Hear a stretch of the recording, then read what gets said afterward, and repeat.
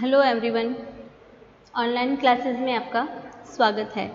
आज हम पढ़ेंगे रोज कहानी या गैंग्रीन कहानी, जिसके कथाकार हैं अज्ञे। इससे पहले की क्लास में हमने क्या पढ़ा था? पर्दा कहानी है जो कथाकार यशपाल की, उसकी तात्विक समीक्षा। आज हम पढ़ेंगे रोज कहानी, जो हमारे पाठ्यक्रम में रोज नाम से है, लेकिन इसका जो पहले नाम था वो गैंग्रीन नाम से ये प्रकाशित हुई थी। लेकिन बाद में इसका शीर्षक बदल करके रोज रख दिया गया था। तो यह कहानी अज्ञे के कहानी संकलन जो है विपथगा, उसके पहले संस्करण में है, और 5वें संस्करण में जो 1990 में नेशनल पब्लिक हाउस जो है दिल्ली, वहाँ से प्रकाशित हुआ था। और यही कहानी गैंग्रीन शीर्षक से नाम से प्रकाशित हुई है। तो गैंग्रीन या रोज कहानी का उद्देश्य एक युवती जिसका नाम है मालती, उसके यांत्रिक वैवाहिक जीवन के माध्यम से नारी जीवन और उसके सीमित घरेलू परिवेश में बीतते उबाऊ जीवन की कथा है, नीरस जीवन की कथा है। तो एक विवाहित नारी के अभावों में घुटते हुए व्यक्तित्व की त्रासदी का इसमें चित्रण किया गया है। अब हम देखते हैं कहानी के पात्र। अधिक पात्र नहीं है इस कहानी में, मुख्य पात्र जो है वो है मालती, फिर मालती का पति महेश्वर, और मालती और महेश्वर का बच्चा टीटी, और कथाकार जो एक अतिथि की भूमिका में है, जो मालती का बचपन का मित्र भी है और रिश्ते में भाई भी है।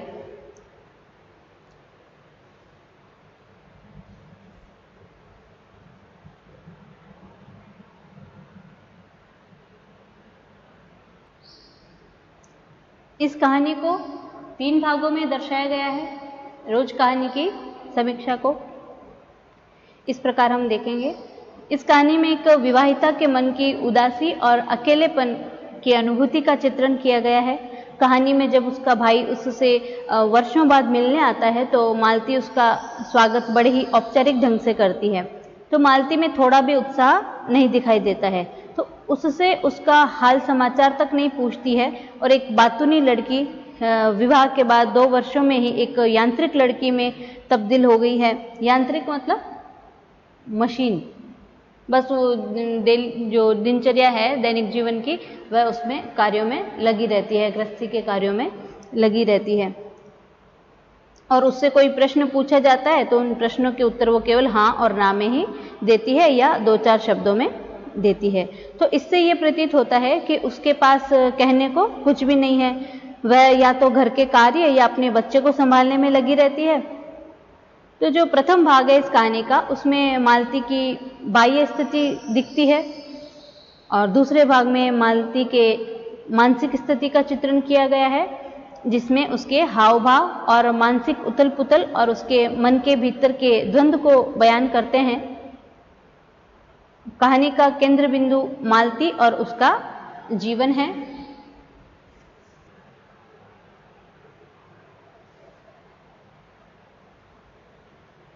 दूसरे भाग में मालती की जो मानसिक स्थिति है उसका चित्रण है, जिसमें उसके हाव भाव और मानसिक उथल पुथल उसके मन के भीतर के जो द्वंद्व है उसको बयान करती है। तो कहानी का केंद्र बिंदु मालती और उसका जीवन है। फिर कहानी के तीसरे भाग में महेश्वर के डिस्पेंसरी से लौटने का जिक्र है, क्योंकि महेश्वर एक डॉक्टर है ना। तो डिस्पेंसरी के जो गैंग्रीन से पीड़ित मरीज हैं उनका वह जिक्र करता है, वह कहानी के तीसरे भाग में है। कहानी में मालती को अपने रोज होने वाले दिनचर्या या घटनाओं की आदी सी वह हो चुकी है। जैसे टीटी के रोने से ज़्यादा कुछ फर्क नहीं पड़ता, उसके पलंग से भी गिर पड़ने से उसे कोई खास फर्क नहीं पड़ता है। कहानी का जो मुख्य स्वर है वो मालती के द्वारा किए गए समझौते पर है, न कि उसकी चुनौतियों पर। तो चरित्र चित्रण के लिए कई विधियों का सहारा लिया गया है, जिनमें अंतर्द्वंद की प्रस्तुति,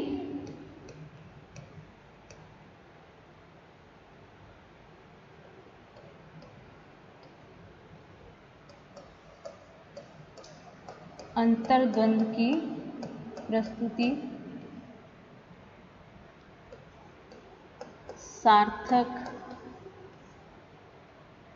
संक्षिप्त संवाद,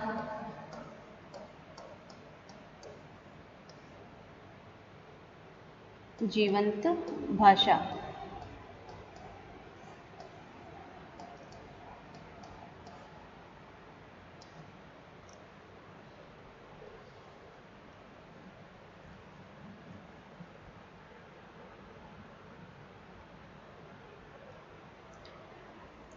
अब हम ये जो रोज कहानी है, इसको एक स्त्री की दृष्टि से इसका मूल्यांकन करते हैं।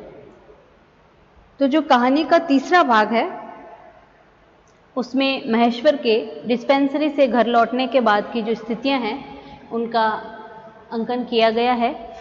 महेश्वर सूचना देता है कि अस्पताल में भी रोज एक सा ढर्रा है। जैसे मालती की जो दिनचर्या है वो भी एक ही डर्रे पर चलती रहती है, उसी प्रकार महेश्वर बताते हैं कि उनका भी अस्पताल की जो दैनिक जीवन है उसमें भी एक ही ढर्रा है। हर दूसरे चौथे दिन वहाँ गैंग्रीन का रोगी आ जाता है। एक गैंग्रीन एक प्रकार का रोग है जिसमें कि टांग काटने की भी, जो पाँव जो है उसके काटने की भी नौबत आ जाती है। तो मालती पति पर व्यंग्य करती है, सरकारी अस्पताल है ना, क्या परवाह है, मैं तो रोज ही ऐसी बातें सुनती हूँ, अब कोई मर जाए तो ख्याल ही नहीं होता। मालती अपने जीवन में या जीवन की जो नीरसता है उसको अधिकांशतः वो चुपचाप सहन करती रहती है और पति से उसकी बातचीत भी कम होती है। पर सरकारी अस्पताल की जो दुर्दशा है और रोगियों के जो मरने का प्रसंग है उसको लेकर के पति पर किए गए उसके व्यंग से उसकी संवेदनशीलता और जिजीविषा का पता चलता है।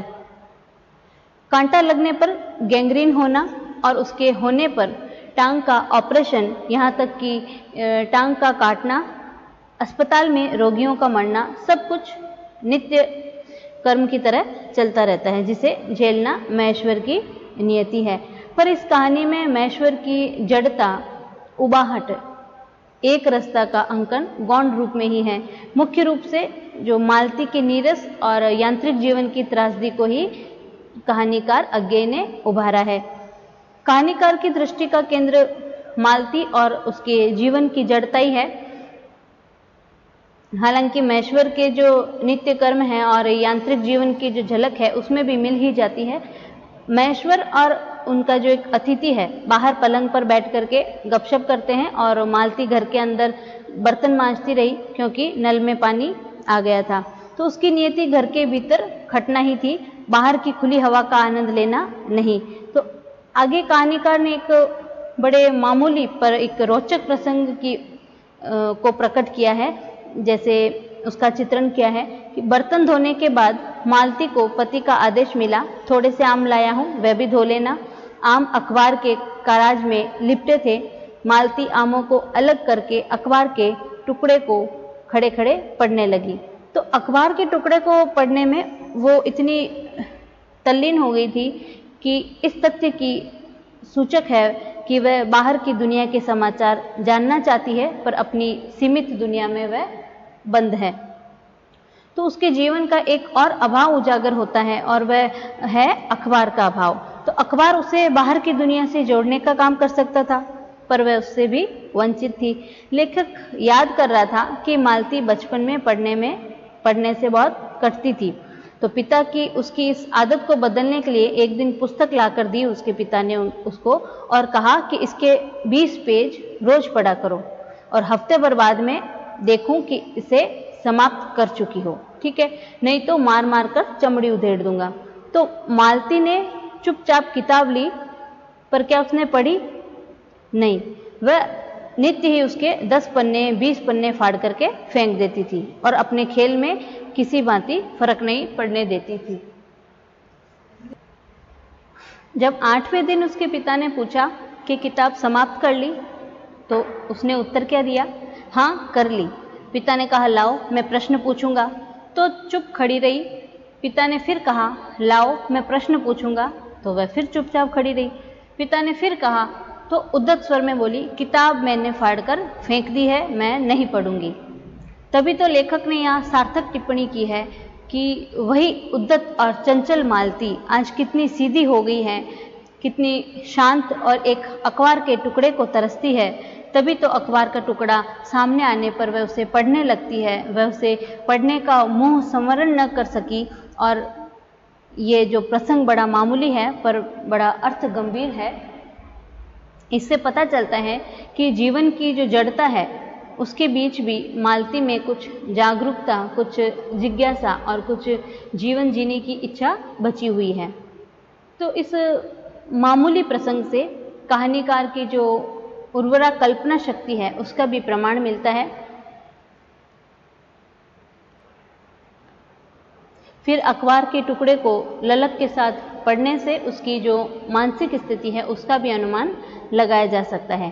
तो मालती के जीवन की जड़ता के बीच चेतना और जीवन जीने की जो इच्छा है उसके जो लक्षण हैं कहानी के बीच यदा कदा प्रकट हो जाते हैं। तो जिनसे ऐसे लगता है कि वह इस घुटन भरी जिंदगी से निकलना चाहती है, पर कहानी का जो मुख्य स्वर है चुनौती की बजाय क्या है?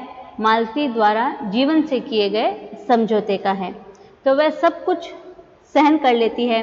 पति के प्रति जो कर्तव्य निष्ठा है और बच्चे के प्रति वात्सल्य है उसे समझौते के लिए बाध्य करता है। उसके जीवन की गाड़ी रेलगाड़ी की तरह लोहे की पटरियों पर कभी तेज और कभी मंद गति से चलती जाती है। तो ये जो प्रसंग है इससे यही लगता है कि रोज नारी की चुनौती के बजाय उसके समझौते और सहनशीलता की कहानी है। वह सब कुछ सहकर गृहस्थी की गाड़ी धकेलती रहती है। जब मालती रसोई की ओर चली तब टीटी की जो कर्तव्य भावना है वह बहुत ही विस्तीर्ण हो गई। वह मालती की ओर हाथ बढ़ाकर रोने लगा और वह नहीं माना। मालती भी उसे गोद में लेकर चली गई और रसोई में बैठ कर के एक हाथ से उसे थपकाने लगी और दूसरे से कई छोटे छोटे डिब्बे उठा करके अपने सामने रखने लगी। तो महेश्वर और जो अतिथि है उनके द्वारा बाहर पलंग पर बैठे चांदनी का आनंद लेना और रसोई के भीतर मालती द्वारा बर्तन मांजना और सोते हुए बच्चे का पलंग से नीचे गिर जाना एक ऐसा प्रसंग है जो जीवन की विषम स्थितियों की सूचक है। उसे बर्तन साफ करने के साथ बच्चे को भी संभालना है। बच्चे को सुलाने के बाद वह बर्तन मांजने बैठती है तो बच्चा पलंग से नीचे गिर जाता है। तो इस पर मालती की जो प्रतिक्रिया है वो किस प्रकार कहती है उस प्रसंग को कि इसके चोटें लगती ही रहती है, रोज ही गिर पड़ता है। मानो पलंग से बच्चे का गिरना कोई खास बात नहीं है क्योंकि ऐसा रोज होता है। तो उसकी चोटें भी चिंता का विषय नहीं है क्योंकि चोटें रोज लगती है। तो उसके मन की चोटें भी उसके लिए चिंता का विषय नहीं रही। क्यों? क्योंकि वे भी रोज लगती हैं। तो रोज की ध्वनि लगातार गूंजती रहती है, इसलिए कहानी का शीर्षक रोज बड़ा सार्थक है। इस स्थान पर कहानीकार की ये टिप्पणी भी प्रासंगिक लगती है। जैसे 11 बजने वाले हैं, धीरे से सिर हिलाकर जता रही थी कि मालती का जीवन अपना रोज की नियत गति से बहता जा रहा है और एक चंद्रिका के लिए, एक संसार के सौंदर्य के लिए रुकने को तैयार नहीं था। तो मालती के जीवन पर लेखक की ये टिप्पणी बड़ी सार्थक है कि यह महेश्वर के जीवन पर भी, उस पहाड़ी गांव के निवासियों के जीवन पर भी चरितार्थ होती है।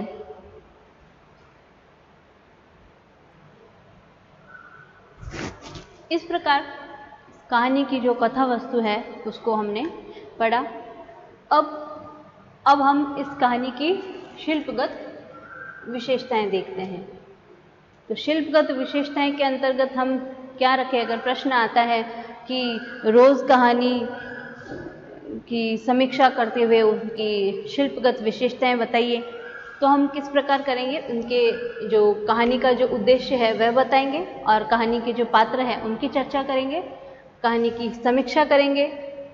जैसे हमने इसमें कहानी की समीक्षा किस प्रकार की, कहानी के जो 3 भागों में कहानी को दर्शाया गया है, तो प्रथम भाग में कहानी में मालती की जो बाहरी स्थिति है उसको दिखाया गया है, दूसरे भाग में मालती की मानसिक स्थिति का चित्रण है, तीसरे भाग में महेश्वर के डिस्पेंसरी से लौटने का जिक्र किया गया है, फिर अंतर्द्वंद की प्रस्तुति है और सार्थक संक्षिप्त संवाद है इसमें और इनकी जो भाषा है वह जीवंत है। फिर हम शिल्पगत विशेषताएं देखते हैं।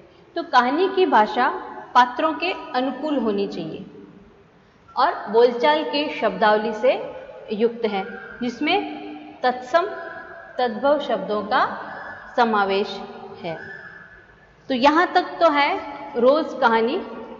अब हम इनके जो कथाकार हैं सच्चिदानंद, हीरानंद, वात्स्यायन, अज्ञेय, तो अज्ञेय का हम संक्षिप्त यहाँ थोड़ा परिचय देखते हैं, क्योंकि जो कथाकार है उनके बारे में भी जानना आवश्यक है। तो अज्ञेय का जो जन्म है वह 7 मार्च 1911 को हुआ था। 7 मार्च 1911 अज्ञेय का जन्म।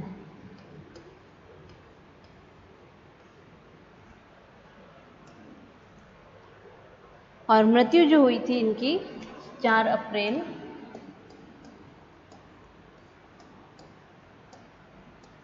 1987 को हुई थी।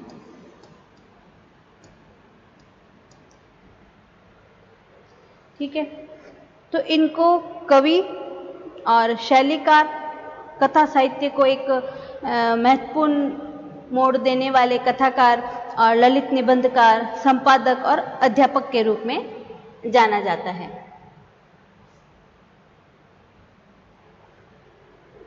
इनका जन्म उत्तर प्रदेश के कसया, जो वहाँ हुआ था जहाँ पुरातत्व की खुदाई का शिविर भी वहाँ लगा था, यह उससे थोड़ा जुड़ा हुआ है। कसया जो प्रदेश है वहाँ पुरातत्व खुदाई हुई थी, उसका शिविर लगा था। तो इनका जो बचपन है वो लखनऊ, कश्मीर, बिहार और मद्रास में बीता था और बीएससी करने के बाद वह अंग्रेजी में एमए करते समय जो क्रांतिकारी आंदोलन हुए थे उनसे जुड़ करके बम बनाते हुए पकड़े गए और वहाँ से फरार हो गए थे। तो सन 1930 के अंत में वे पकड़ लिए गए और अज्ञेय जो है प्रयोगवाद और नई कविता को साहित्य जगत में प्रतिष्ठित करने वाले कवि हैं। तो अनेक जो जापानी हाइकू कविता हैं उनको अज्ञेय ने उनका अनुवाद किया है।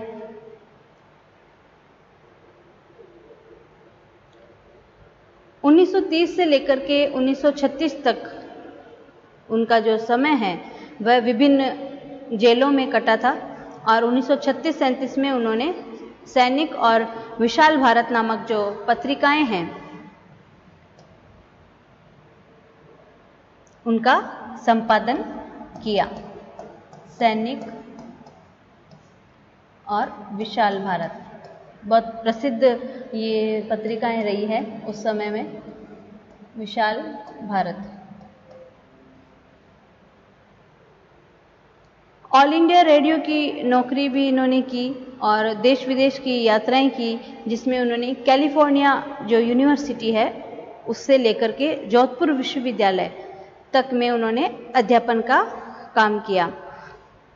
फिर वह दिल्ली लौट आए और एक साप्ताहिक पत्र था दिनमान और नव भारत टाइम्स, उसमें अंग्रेजी पत्र जो था वॉक और एवरीमैन्स जैसी प्रसिद्ध पत्र पत्रिकाओं का इन्होंने संपादन किया।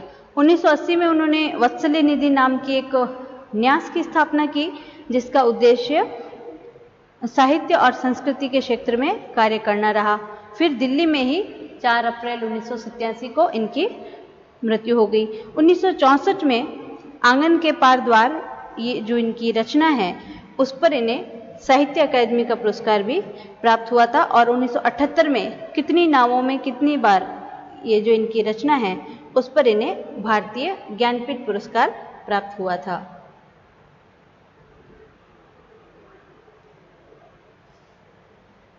उनकी जो कहानियां हैं विपदगा, परंपरा, कोठरी की बात, शरणार्थी, जयदोल और उपन्यास हैं शेखर एक जीवनी। उसमें प्रथम भाग उसका उत्थान कहा जाता है जो 1941 में प्रकाशित हुआ था और द्वितीय भाग संघर्ष के नाम से प्रकाशित हुआ था 1944 में। नदी के द्वीप, अपने अपने अजनबी, ये इनके उपन्यास के नाम हैं। नाटक इन्होंने लिखा उत्तर प्रियदर्शी और यात्रा वृतांत है इनके अरे यायावार रहेगा याद और एक बूंद सहसा उछली। और निबंध है इनके त्रिशंकु, सबरंग, आत्मनेपद, आधुनिक साहित्य, एक आधुनिक परिदृश्य, आलवाल। आलोचना भी इन्होंने लिखी त्रिशंकु, आत्मनेपद और भवंती। और संस्मरण है इनका स्मृति लेखा। डायरियां भी इन्होंने लिखी भवंती, अंतरा और शाश्वती नाम से। और जीवनी इन्होंने लिखी थी, इनकी जो जीवनी है रामकमल राय द्वारा लिखित है, शिखर से सागर तक। इनकी जीवनी किस नाम से है? शिखर से सागर तक।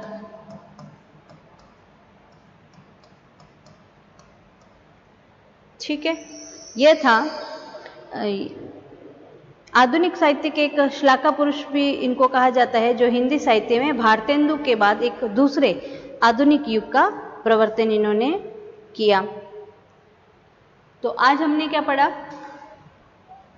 अज्ञेय का जीवन परिचय और साहित्यिक परिचय, और जो इनकी कहानी है रोज या गैंग्रीन, उसकी समीक्षा, उनके पात्रों का चित्रण